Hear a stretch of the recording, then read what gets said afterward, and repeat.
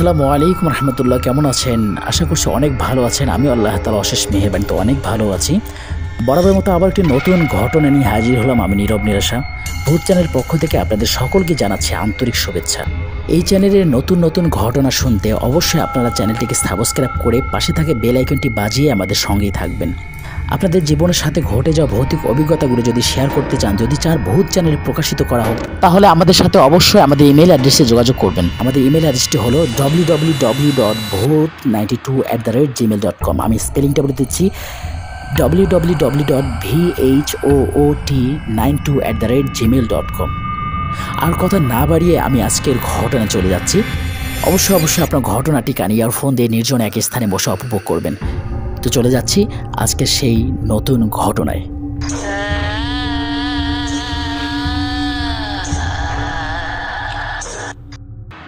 আমাদের বাসাটা গ্রামের এক বিশাল মাঠের পাশে। আমাদের সাথে থাকতো আমার এক কাকা এবং তার পরিবার। মাঠটা অনেক বড় বিধায় আশেপাশে তেমন কোনো বাড়িঘর ছিল না। মাঠের ঠিক মাঝখানটায় একটি বড় বট গাছ ছিল। মাঝে মাঝে বাইরে থেকে এসে কিছু ব্যবসায়ী সেখানে অস্থায়ী দোকান করত। তখন আমাদের জন্য খুব খারাপ হতো, কারণ এই বট গাছের নিচে আমরা খেলা খেলতাম। গাছটা ছিল আমাদের খেলাধুলার এক প্রধান জায়গা।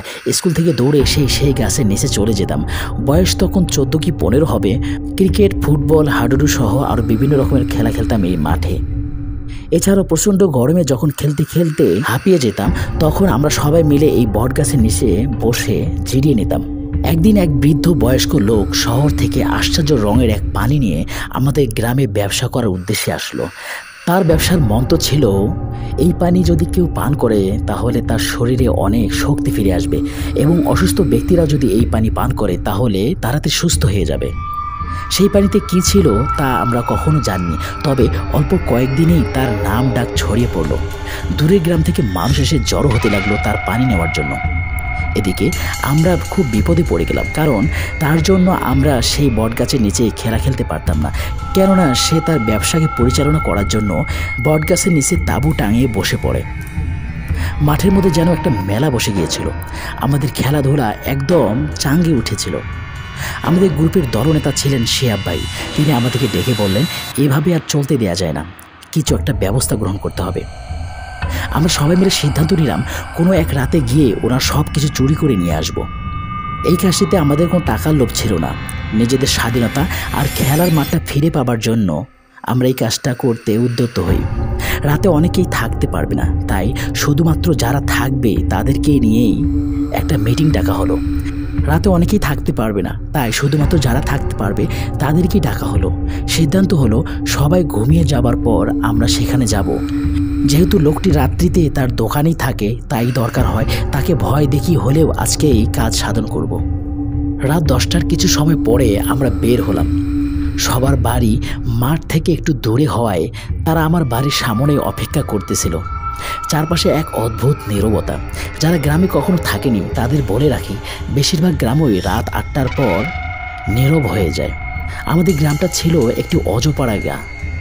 যাই হোক, আমরা সংখ্যায় 5 জন ছিলাম। যথারীতি শিহাব ভাই আমাদের লিড দিচ্ছিলেন। আমরা অনেক দূর থেকে দেখতে পেলাম মাঠের মধ্যখানের সেই দোকানদারের ঘর থেকে মোমবাতির আলোর মতো কিছু জ্বলছে। ভাবলাম একা মানুষ ভয় পায়, তাই হয়তো মোমবাতি জ্বালিয়ে ঘুমায়। লোকটি একটি তাঁবুর মধ্যে দোকান দিয়েছিল। সেই তাঁবুতেই রাতের বেলা থাকতো। আমরা তাঁবুর কাছে পৌঁছাতেই একটি অদ্ভুত গুনগুন আওয়াজ পেলাম।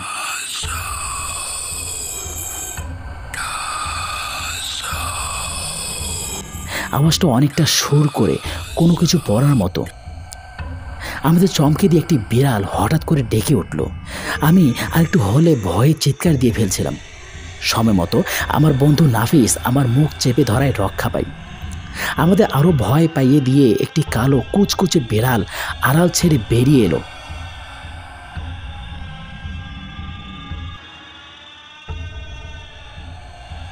আমার জীবনে আমি কোনোদিনও এরকম বিড়াল দেখিনি, কারণ বিড়ালের চোখ দুটি ছিল অদ্ভুত রকমের সাদা। ভালো করে তাকিয়ে দেখলাম, মনের অস্তিত্ব খুঁজে পাওয়া দুষ্কর।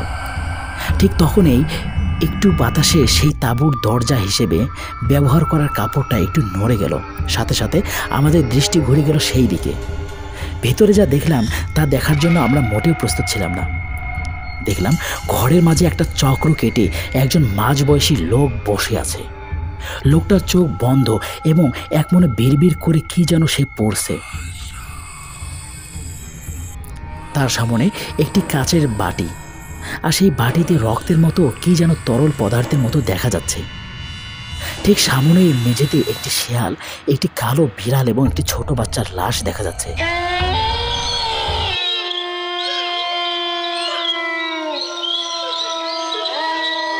লোকটা মনে হয় আমাদের উপস্থিতি লক্ষ্য করেনি, তাই তখন এক মনে বিড়বিড় করে চলছে। শিহাব ভাই আমাদের সকলকে আঙ্গুল দিয়ে ইশারা করে চুপ করে থাকতে বললেন। বলতে ভুলে গেছি, আমাদের গ্রামে আসা সেই লোকের সাথে সেই লোকের চেহারা অসম্ভব মিল ছিল, যেন যুবক বয়সের ওই লোকটাই এখন আমাদের সামনে বসে আছে। আমরা দম বন্ধ করে দেখছিলাম কি ঘটে। এমন সময় লোকটা আমাদের অবাক করে দিয়ে নড়ে উঠল। চোখ বন্ধ থাকা অবস্থায় একটি হাত বাড়িয়ে বেড়ালের লাশটা নিয়ে মুখের সামনে এনে কি যেন আবারও বিড়বিড় করতে লাগলো। তারপর দাঁত দিয়ে বড় কামড় বসালো। লোকটি যখন হা করলো তখন মোমবাতির আলোয় দেখতে পেলাম সেই দাঁতে তাজা রক্ত লেগে আছে। বলা হয়নি, পুরো ঘরের লোকটি ঘিরে অনেকগুলো মোমবাতি জ্বালানো ছিল।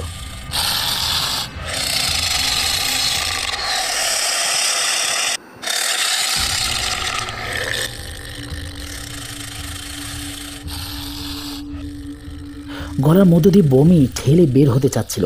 শিহাব ভাইয়ের দিকে তাকালাম, ওনাকে দেখেও সুবিধার মনে হলো না। কিছু বলতে যাব তার আগে লোকটি বেড়ালের বিচ্ছিন্ন দেহটা পাশে নামিয়ে রেখে হাত বাড়িয়ে শিশুর লাশটা নিয়ে নিল।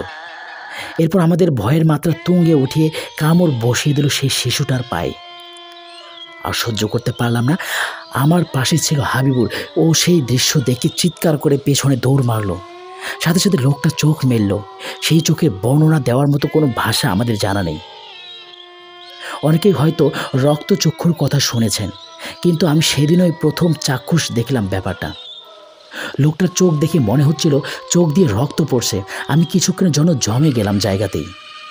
এমন সময় শিহাব ভাই আমাকে হাত ধরে প্রায় টেনে নিয়ে দৌড়ে দিলেন। পেছন থেকে লোকটার তাড়া করার আওয়াজ শুনতে পেলাম, কিন্তু বাসায় বেশি দূরে না থাকায় নিরাপদে আমরা সবাই বাসায় ফিরে আসলাম। পরের দিন এলাকার সবাই দেখতে পেল সেই লোকটির দোকান হাওয়া হয়ে গিয়েছে। শুধু তাই নয়, যারা সেই লোকের দেয়া পানি খেয়েছিল তাদের প্রত্যেকেই অসুস্থ হয়ে পড়ে, রক্তবমি করে মারা যায় কয়েকজন। আমরা যারা সেদিন গিয়েছিলাম রাতে, তাদের মধ্যে 2 জন ভয়ঙ্কর অসুখে পড়ে মারা যায়। আর আমি একটা স্বপ্ন তখন থেকেই দেখি, যে লোকটা আমাকে অনবরত তাড়া করেছে। এক পর্যায়ে লোকটা আমাকে ধরে ফেলে এবং আমার হাতে কামড় দিয়ে আমার শিরা ছিঁড়ে ফেলে। ওই সময় আমার ঘুম ভেঙে যায়। এই স্বপ্নটি আমি নিয়মিত দেখি। গতকাল রাতেই দেখেছিলাম স্বপ্নটি, তাই আজকে পুরো ঘটনাটাই জানিয়ে দিলাম আপনাদের। এই ছিল আমার ছোট্ট একটি ঘটনা। যদি ভালো লেগে থাকে তাহলে অবশ্যই ঘটনাটি শেয়ার করবেন। সকলে ভালো থাকবেন, সুস্থ থাকবেন। দ্য মোস্ট ইম্পর্টেন্ট টিউন, ভূত।